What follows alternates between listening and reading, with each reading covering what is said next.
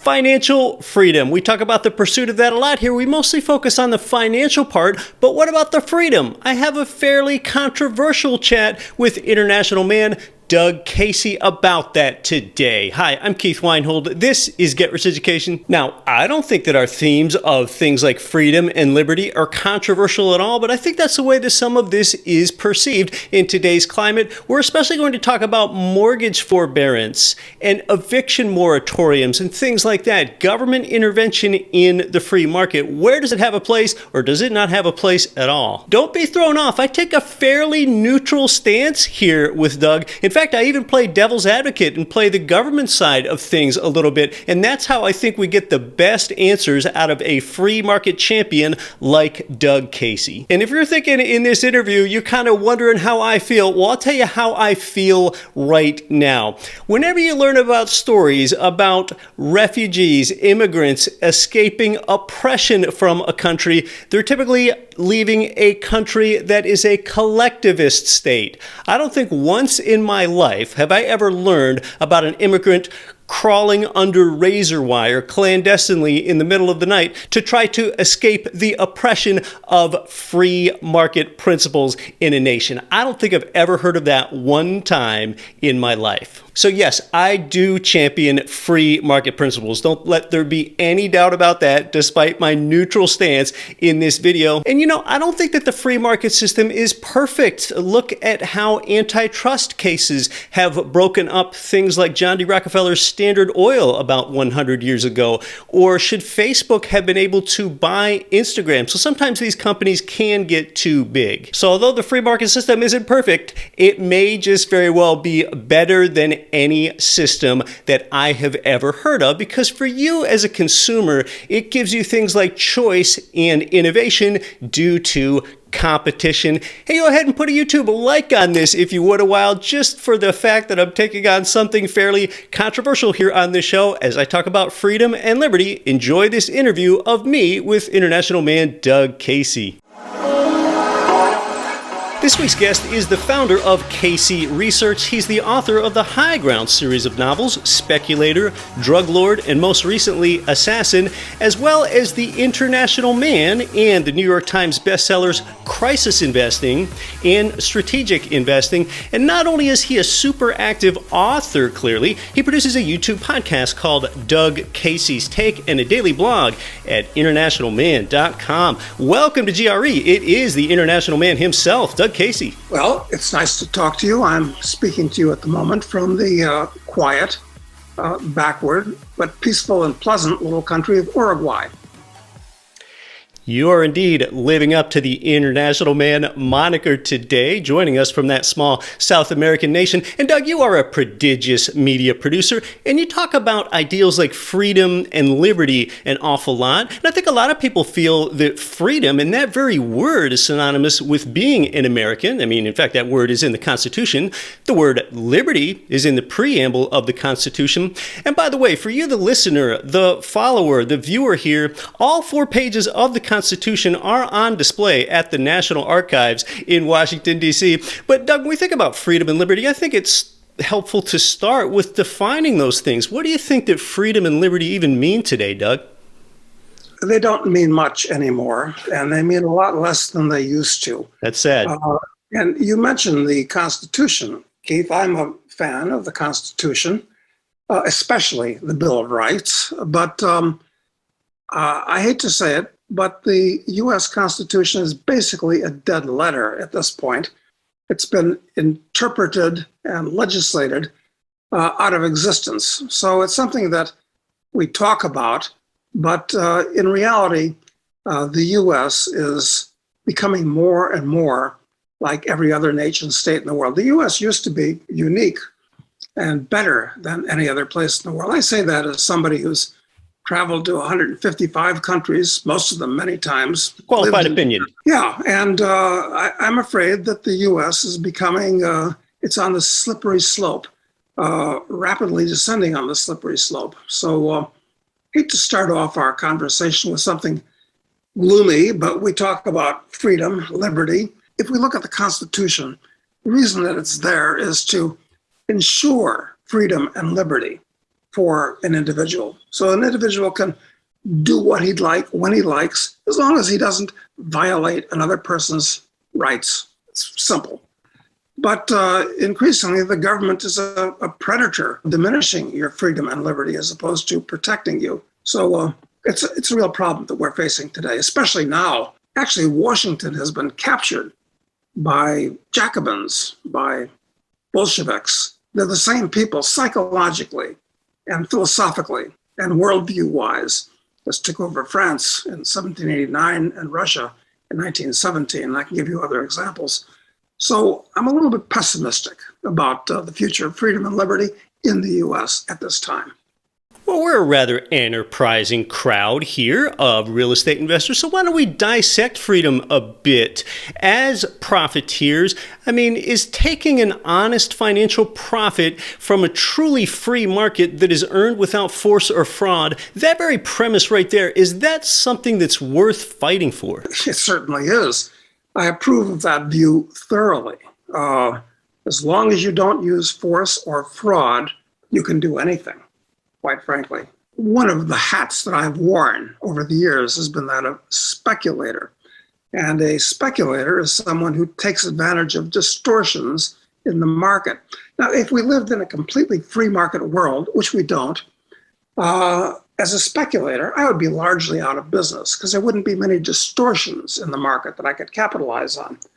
But when the government passes a law or a tax or a regulation, it creates distortions in the market where things happen that would not happen otherwise.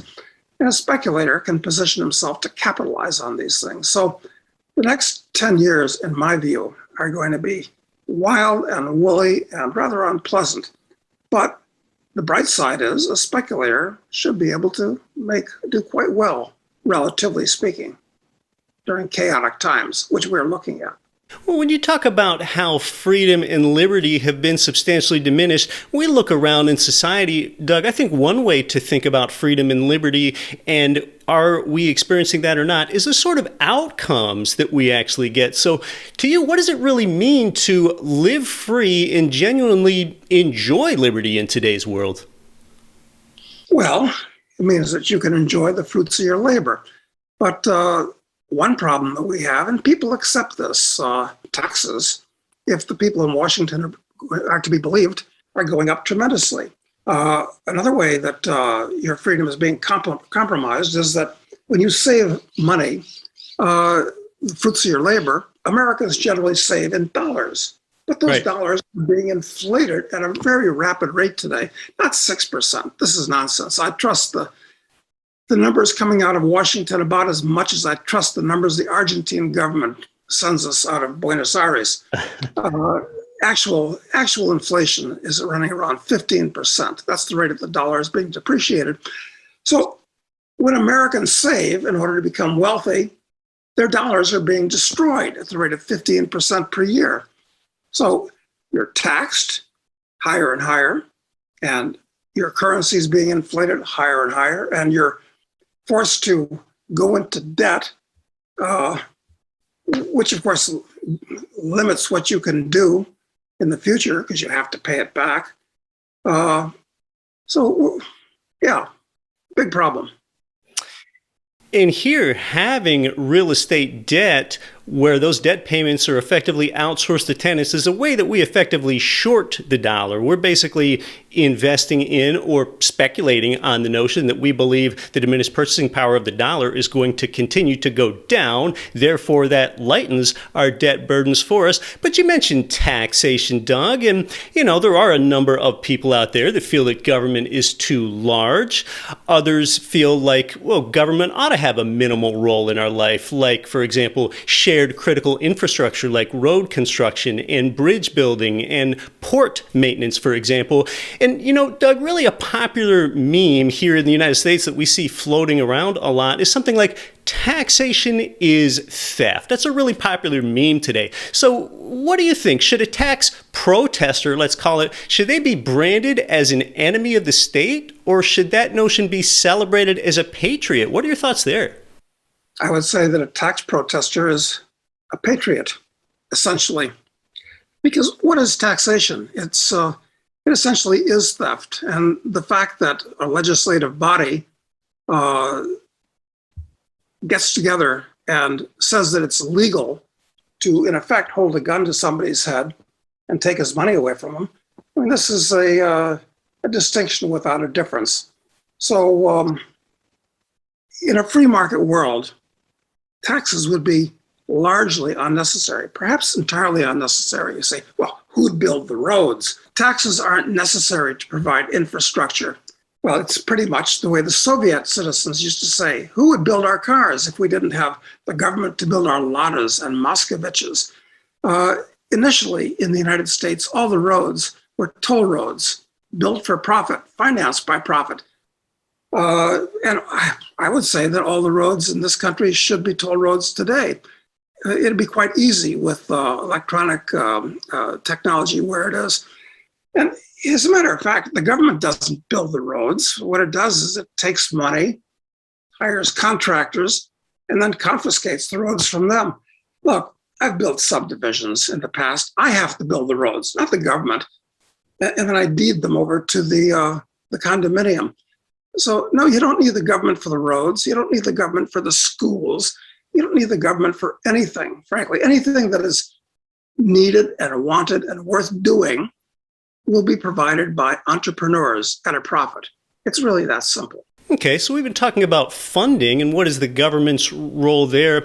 Why don't we look at regulation? What might the government's role be in regulation? I mean, coming from the real estate investing world here, we can look at something like rent control, and I've never seen one example of how putting a ceiling on rents has helped society, because the property owner doesn't have any incentive to improve the property once there's rent control. So a lot of people perceive rent control as excessive government intervention from a regulatory lens, Doug. I happen to own an apartment building. I'm selling it right now. I need to get the well water tested, and that needs to have adequate results to ensure the safety of those residents there for whomever I'm selling the property to. And we have the state government oftentimes that writes landlord and tenant laws that, for example, says that the tenant needs to pay the rent in time or else they might get evicted. So when it comes to regulatory issues, I'm using a bunch of real estate examples here. Where do you think the government's role is in regulation, Doug? Should there be any regulation? Yes, I think you're being entirely too kind to them, Keith. I would say that regulation is actually immoral. When you rent to a tenant, it's between you and the tenant. You don't need a third person getting involved at great costs. I mean, people pay for the benefits of their government. Talk about real estate. I don't know what the average real estate burden is for the average house in the country. Could be $5 or $10 or $15 or $20,000 per year. Quite frankly, there's nothing that the government does that the market and entrepreneurs would not do cheaper and better and more important in a voluntary way. Now, there's a lot to be said about this, but I wish people would think about these things and not just accept what they're given by the state and roll over like whipped dogs and wet themselves when told to pay more and do this and do that and do the other thing. To help people see in their mind's eye, Doug, how an unregulated environment might look where the government doesn't regulate at all, is say that there's an unscrupulous apartment building owner that wants to save on their electricity bill, so they unplug the power to all the air conditioners in a building for a month because they want to save on their monthly utility bill. Where should the tenant complain if the government isn't there to regulate it? And I'm playing devil's advocate here somewhat, but where would that put us? I would say the government should do three things. It should have an army to protect you from criminals outside the country, a police force to protect you from criminals within the country, and a court system to allow you to adjudicate disputes without resorting to physical force. Okay. So if somebody violates a contract in a free market society, you should be able to make your complaint to court and have it enforced. Mucho pronto. Of course, today, in today's world, it can take months to get into court and many months more to get out of court, and it can bankrupt you in the process. That's not necessary, nor the way it should be. But regulation doesn't solve anything. Regulation is the enemy of both the landlord and the tenant, actually. It raises both of their costs. And tends to make them irresponsible. If you make it possible for people to act irresponsibly, they will tend to do that. So I like to see a society which puts the onus on individuals as opposed to shuffling it off to some bureaucrat. We're talking about ideals like freedom, liberty, and regulation. You're listening to Get Rich Education. Our guest is the international man, Doug Casey. More when we come back. I'm your host, Keith Weinhold. Americans are not saving for retirement. It's going to get worse as people live longer, so you need to think differently, but you can't lose your time. Real estate is the investment vehicle that has created more million and billionaires than anything else. Get Rich Education is one of America's top investing shows disrupting Wall Street. Your host, Keith Weinhold, is a true financial educator and has been an income property investor since 2002. Get Rich Education has created millions in passive monthly income for its followers. Now, Keith has a free course. Real Estate Pays 5 Ways. Sign up now at getricheducation.com/course.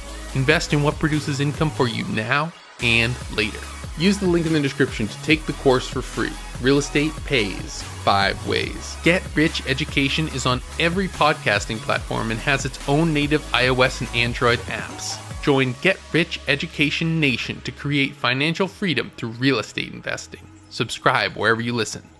Welcome back to Get Rich Education. We're talking with the international man himself, Doug Casey, prolific author and commentator. You can learn more about him at internationalman.com. Doug, we've been having a really thought-provoking discussion about some ideals like freedom and liberty and what is government's role and how much are they stifling the free market and so on.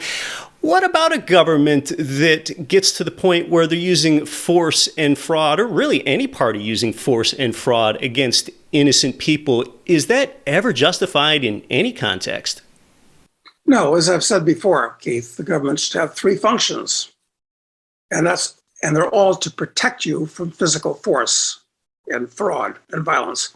It should do nothing else. And I know when I say that, most people will react with shock, because in today's world, the government does everything but those three things, quite frankly. But I think the nature of society has become very corrupt, and the U.S. has changed its basic nature. It's no longer the land of the free and the home of the brave. It's more or less like all the other 200 nation states that cover the face of the globe, like a skin disease today, where they all think that the government is some kind of a magic cornucopia. But actually, you don't get they think we have wise solons running governments, but we don't. You've got the worst kind of people that go into government. You've got two kinds of people in the world. You've got people that like to control physical things, build things, create things, the real world, the material world. And then you've got people that like to control other people. And those are the kind of people that go into government. They're not the best and brightest that we get running government. They're the worst and most dangerous type of people that inevitably are drawn into government. Now, about 2 years ago, we had an exogenous shock, the pandemic, and with the way the government treated the pandemic, you know what, Doug? I think that might have created some government sympathizers. A lot of people looked at the government as protectionists, especially in the real estate world, because people looked at that and thought, oh, now I am granted forbearance on my mortgage, and I don't need to pay my mortgage for a few months. Well, there's the government helping me out. And renters with eviction moratoriums that seem to drag on and on and on. That probably got a lot of people sympathetic to the government. Look, the government is helping me out. Now, we sure didn't think about that from the landlord's perspective, but I guess my point is it all right to be a profiteer amidst something like a pandemic? Is it wrong to profit in a crisis? Well, as far as what you just said, this is typical of what government does. It holds a gun to Peter's head, steals money from him to give to Paul. Makes Right. Paul happy. Right. But the people that have taken advantage of this forbearance, it's basically theft.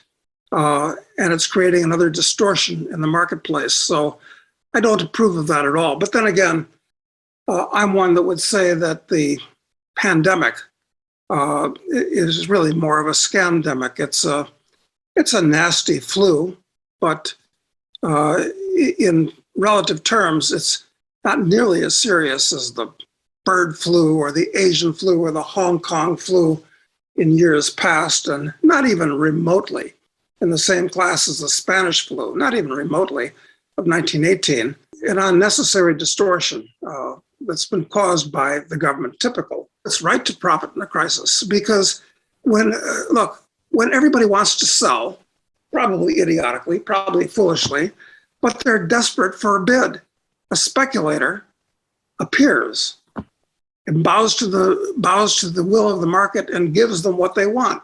They want money for their properties at a low price. And then later, when there's a mania on and they all want to buy more property and they want the property, well, at that point, the speculator once again benevolently appears and gives people what they want when prices are high. So speculators are actually good guys, not bad guys. Yeah, they're giving people what they want. The problem is that the herd, the mob, is usually pretty stupid. They do tend to sell at the bottom and buy at the top. Speculator tries to do the reverse. Give them what they want, though. They want to buy, he sells. They want to sell, he buys. That's how you profit. But it takes judgment. It takes good judgment. You've got to be contrarian. You can't be part of the mob. And I'm sure that a lot of the listeners that we have now are going to disagree with most of what I've said. But I'm a contrarian. I try to put the theory into practice. I've done a lot of real estate deals all around the world. And with one exception, they've treated me very well. As they have for me. Now, some might say, well, wait, if the government doesn't step in with something like mortgage forbearance or eviction moratorium, well, those people lost their job. I mean, that's not fair. They're going to get kicked out of their home. Oh, but we need to remember that government intervention is also what forced that business to close, which consequently caused another government intervention, which is either forbearance or an eviction moratorium. Government intervention, in one sense, led to more downstream government intervention. Well, yes, you're quite correct. But I do want to say what's right and wrong, because this is a matter of ethics and morality, not just practicality.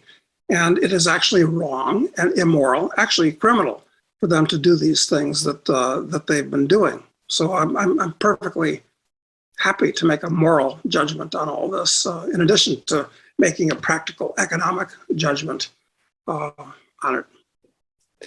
That's exactly why your show is called Doug Casey's Take, for example. So, well, when it comes to freedom and liberty, these are things that affect our quality of life. And, this is kind of a philosophical and existential question here and sort of what it all comes down to, Doug. Do you think a person can decide to live a life that's full of meaning and purpose while also being fun and exotic and kind of live this full palette of life inside liberty and freedom as we're defining it in America today? Can we still have that quality of life? Well, look, when it comes to doing what you want to do and having freedom and having personal purpose, I haven't had a regular job, well, since I got out of college, quite frankly. Which Congratulations. Is, I'd also say that was a misallocation of 4 years of my time. And I typically advise people not to go to college today. But I've been an entrepreneur my entire life. And that is the key to attaining personal freedom and personal liberty. You've got much more upside, yes. There's no safety net under you. But we like a life, or at least I like a life, where there's some excitement and some thrill. And if you're going to go for big upside, of course there's going to be some downside. I've bought and sold real estate all over the world, quite frankly, and it's been very, very interesting, educational. Anybody can do it, quite frankly. It's just that most people are like houseplants. They're rooted in one place and they stay there. But I don't think that's a good survival strategy for a human being, to act like a plant. I'm just speaking for myself, though. I think a lot of people like to identify as nonconformers, but they really are conformers in a lot of senses, many of them soullessly trading their time for dollars. And it's really this kind of flourishing of self-reliance that can fuel the independence that a lot of people ultimately want. But that does take some confidence. That does take going out on a limb. And I actually love the Mark Twain quote, Doug. I don't know if you've ever heard this. Mark Twain said, "Go out on a limb. That's where the fruit is." I love that from Mark Twain. Yes, I'm a huge fan of Mark Twain. Mark Twain was an American original. And if someone were to write the kind of things that Mark Twain wrote today, he'd be in a lot of trouble with the wokester and PC crowd. But, well, that's why I got into writing novels, actually, because there are a lot of things that I find that you can only say in fiction. And I know that most of the things that I said will not appeal to most people listening, but those who want to take the straight dope can go on Amazon and find Speculator, Drug Lord, and Assassin, which are the first three in a series, the High Ground series. You are going out on a limb. You're not trying to appeal to everyone, and those that change the world really don't. So, we'll get contemporaneous and bring it into the present day, especially in America here, Doug. You often champion the ideal of liberty. What do you think it means to believe in the ideas of liberty in today's rapidly changing world? What does that even mean today? Well, I think that most people will talk the talk, but they won't walk the walk. It means that you're probably not going to have as many friends and associates as you might otherwise, because you see, the problem is that when you get to know somebody, everybody can do 5 minutes on sports and the state of the roads and the weather. Now, what are you going to talk about? Yeah. Well, I like to talk about philosophy. And people say, yeah, oh, philosophy, I like that. That's fun. What's right and what's wrong, what's good and what's evil, and so forth. But when you get down to the nitty gritty of it, most people don't think about these things. Anyway, most practical and applied philosophy is religion and politics. Those are the two things that you're not supposed to talk about. Right. So that's why people rarely talk about philosophy. We talk about trivialities. We talk about sports, weather, and the state of the road. It's safe. It's safe. Okay. So the thing is if you want to, if you're interested in being a free person and expanding yourself, expanding your mind, and you're going to annoy a lot of people because you're not supposed to talk about religion and politics. It's a problem. It's not a road everybody can walk, I'm afraid. Well, talking about sports or the road potholes or weather, that is certainly small talk. It certainly has not been small talk with you, Doug. Oftentimes, many people say many decisions that you make in life are a trade-off between safety and freedom. Yeah, well, I'll take the freedom every time. I'll take the red pill. Forget about the blue pill. Well, we've had Doug Casey's take here on Get Rich Education today. Certainly a lot of thought-provoking topics, a lot of larger philosophical and policy-oriented ones that we don't often discuss here. Doug, if someone wants to learn more about you, what is the best way for them to do that? All of my books are on Amazon. So if you go to Doug Casey on Amazon, you'll see a number of them. But I do a daily blog at internationalman.com and a podcast a couple times a week at Doug Casey's Take on YouTube. So if people would like to hear more, that's where I am. In order for you, the listener, the viewer here, to have an open mind, oftentimes, for example, even if you don't agree with Doug, it can help for you to follow people that you don't agree with. And don't always click on suggested videos because that keeps you in the same silo of thought that you're already in. So whether you find yourself agreeing with Doug or not, he could sure be worth a follow from that perspective. Doug Casey, it sure has been interesting. Thanks so much for coming onto the show. Pleasure's been mine, Keith. Thank you.